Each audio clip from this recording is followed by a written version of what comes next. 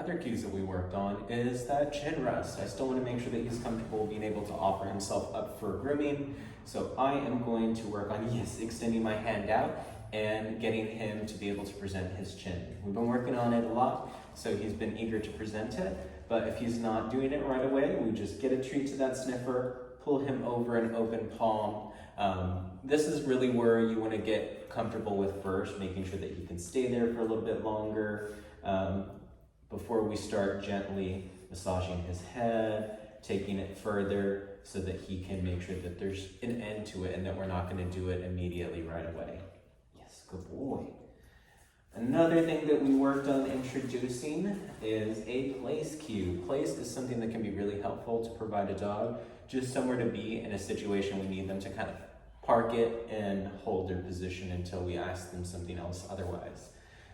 You can practice this on anything that there's a defined difference on a space from the ground, whether it's a blanket, a bed, a cot like this. If you can see the difference, he can too.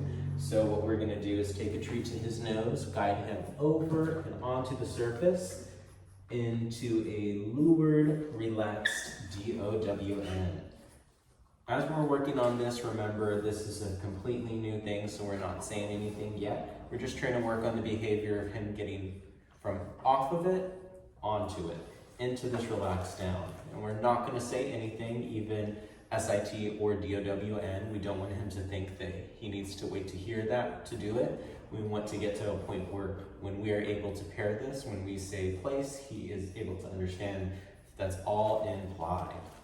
Now he's doing it great about presenting it. He loves a good resting place. I also want to make sure that he understands the context of being able to be called OFF of it, being able to call it off of the surface.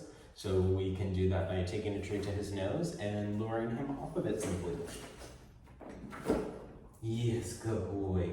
And that part will be just called off, OFF, but we want to make sure, again, we wait to make sure that he's able to do it consistently without being guided before we pair a word to it. If he's doing well otherwise, those are the cues that we're practicing and working on